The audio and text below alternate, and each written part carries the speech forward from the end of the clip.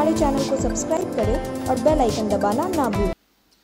ये बाढ़ की धार है, उसकी मार जो मई से शुरू हुई। यस तूफान से बारिश की बात करें तो जून में लगातार बारिश, रिकॉर्ड तोड़ बारिश जुलाई में, अगस्त ने भी नहीं छोड़ा, बात सितंबर में कर रहे हैं। यानी लंबी बारिश और लंबा बाढ़, इतना लंबा समय। ये स्थिति आप देख लीजिए, ये वर्तमान की स्थिति, ये एक दिन पहले की स्थिति, ये 2 दिन पहले की स्थिति, और उसके बाद हम बात करें तो लगातार 5 से 10 सेंटीमीटर नदी बढ़ती रही और 2 दिन पहले तो इसने छलांग लगा दी। यानी 10 जुलाई को जो अधिकतम सीमा थी उससे अगर हम बात करें तो 30 सेंटीमीटर ऊपर बढ़ गई है नदी। और अधवारा समूह की नदी एकमी घाट में खतरे के निशान से 1 मीटर 18 सेंटीमीटर ऊपर बह रही है। किलाघाट नदी की चौड़ाई को आप देखिए। और उसके बाद लगातार फिर पुनः गुरुवार को हो रही बारिश और मौसम की चेतावनी ने एक बार लोगों को सहमा दिया है। हालांकि हम अगर 2020 की भी बात करें तो उस तुलना में बाढ़ नहीं, लेकिन लंबी अवधि की बात करें तो इसने पिछले सारे रिकॉर्ड को तोड़ दिया है। ये लंबी अवधि की बाढ़ है। यानी मई के बाद मौसम ने जो करवट बदला, यस तूफान के बाद उसने मौका नहीं दिया। जून, जुलाई, अगस्त और अब सितंबर, यानी कभी अगर बाढ़ आती थी तो अगस्त 15 के बाद या फिर अगस्त 15 से पहले। जुलाई अगस्त ऐसा महीना था जिसमें लोग पार कर जाते थे तो समझा जाता था कि वे बच गए। हालांकि अगर हम कुशेश्वर स्थान और कुशेश्वर पूर्वी, कीरतपुर इत्यादि को छोड़ दे तो ऐसा कोई जगह नहीं दरभंगा में जहां इतनी लंबी अवधि तक पानी जमा हो। लेकिन इस बार इसने लंबी अवधि का रिकॉर्ड तोड़ दिया है। 1 मीटर 18 सेंटीमीटर ऊपर बह रही है अधवारा समूह की नदी। और ये मुक्तिधाम भीगो का दृश्य आप देख लीजिए। 3 शमशान घाट या 4 कहें, मब्बी, सत्तिहारा, एकमी और मुक्तिधाम भीगो, ये चारों में अब बांध पर ही सब जलाए जा रहे हैं। ये मुक्तिधाम बचा हुआ है जहां 1.5 फीट जहां सरकारी शेड बना हुआ है और गैस एवं बिजली संयंत्र जो काफी ऊंचा कर बनाया गया था वो बचा हुआ है। थोड़ा पानी में जाना होगा, लेकिन ये बचा हुआ है मुक्तिधाम भीगो का, जहां 1.5 फीट अगर ये पानी चढ़ता है तो जो मैनुअल कोरोना का सब जलता था वो भी बंद हो जाएगा।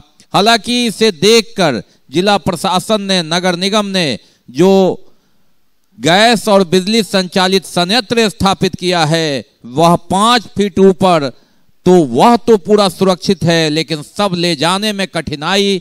मुक्तिधाम भीगो का आप नज़ारा देख लीजिए, चारों ओर पानी ही पानी।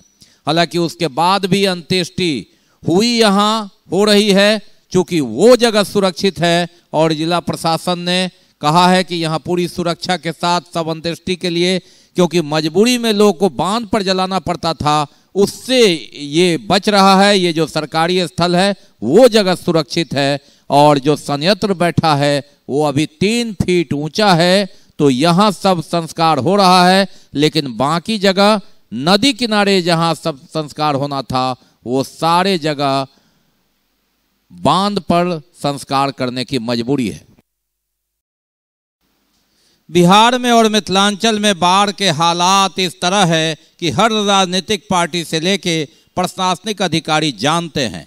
मुख्यमंत्री नीतीश कुमार 3 दिन पहले कुशेश्वर स्थान का दौरा करके गए हैं। उन्होंने कुशेश्वर स्थान का हाल देखा है, कैसे कटती है जिंदगानी ये जाना है। जल संसाधन मंत्री संजय झा साथ थे, साथ में नगर विधायक संजय सरावगी थे, अलीनगर के विधायक मिश्री लाल यादव थे और विधान पार्षद अर्जुन सहनी भी थे। दूर दराज तक मानो हम समुंदर में सफर कर रहे हैं या आप दृश्य देख रहे हैं। संजय झा बता रहे हैं मिथिलांचल की कहानी, पानी की कहानी, उनकी जुबानी कि देखिए जहां कुशेश्वर स्थान का क्या हाल है, पानी का मानो ससुराल है।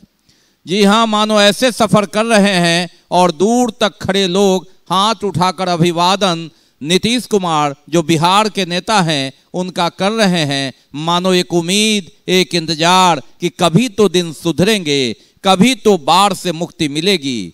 बाढ़ अमेरिका से लेके इंग्लैंड तक भी आती है, लेकिन पानी का प्रबंधन ऐसा होता है जो सदुपयोग होता है, लेकिन ये कहर बरफ करके आता है और सारी फसलें डुबा के ले जाता है, आसियाना बहा लेता है, उम्मीदें तोड़ देता है, सपने को बिखेर देता है। ये बाढ़ की धार है, उसकी ऐसी मार है जिसकी चोट दिखती नहीं, सिर्फ महसूस की जा सकती है। और लोग उम्मीद लगाए कि कोई तो आएगा जो किस्मत संवारेगा, कोई ऐसा आएगा स्वयं अपने न देख सके लेकिन बाल बच्चों का भविष्य संवारेगा। कुशेश्वर स्थान जैसे जगहों पर आसियाना संजोए जिंदगी कट जाती है कि जमीन एक समय उपजाऊ होगी और यही फसलें लहलहाएगी। बाढ़ के पानी से प्रबंधन होगा।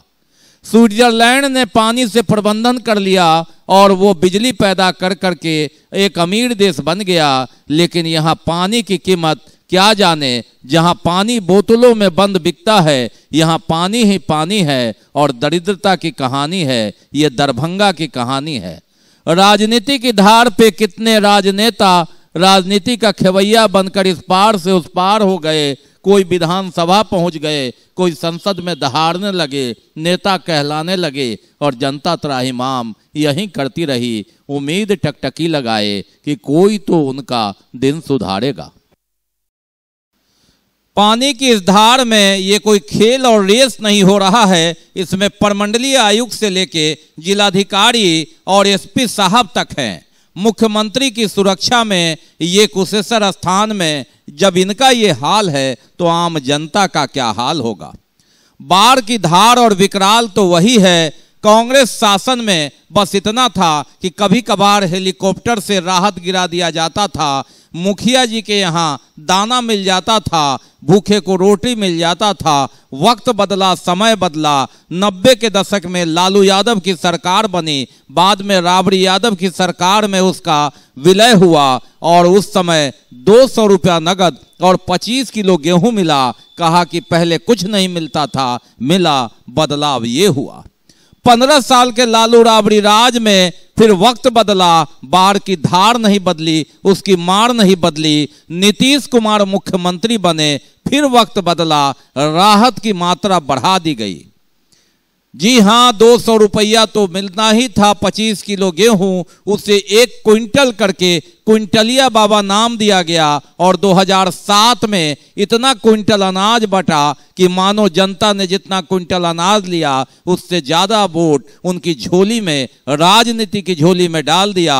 और नीतीश कुमार 2010 में कद्दावर और मजबूत नेता बन करके पुनः नेता बने, विधानसभा पहुंचे, मुख्यमंत्री बने। वक्त बदला, समय बदला। 15 साल के लालू राबड़ी के साथ मुख्यमंत्री नीतीश कुमार का समझौता हुआ, 1.5 साल भी न चल सका। फिर भाजपा का गठबंधन। इस बार कुछ नहीं बदला है। बदला है तो मोदी सरकार ने उस 1 क्विंटल अनाज को 6,000 रुपये में तब्दील कर दिया। अब नगद नहीं, बैंक ट्रांसफर होगा। 6,000 रुपया लीजिए और उसके बाद बाढ़ का इंतजार कीजिए। अब जरा देख लीजिए, जो प्रखंड, जो पंचायत बाढ़ प्रभावित नहीं हुआ वहां आंदोलन हो रहा है और हनुमान नगर बाढ़ प्रभावित हो गया तो बधाइयों का दौर चल रहा है। एक जिलाधिकारी ने कहा था कि ये ऐसी लत है, एक लालच है, जिसकी लत लग गई तो जिस पंचायत में बाढ़ नहीं आएगी मुखिया जी पीटे भी जा सकते हैं कि जाओ कहीं से पीला पानी लेकर के आओ। और इसी उम्मीद में मंत्री संजय झा ने एक दिन कहा कि 6,000 रुपये के लिए लोग बांध तोड़ रहे हैं।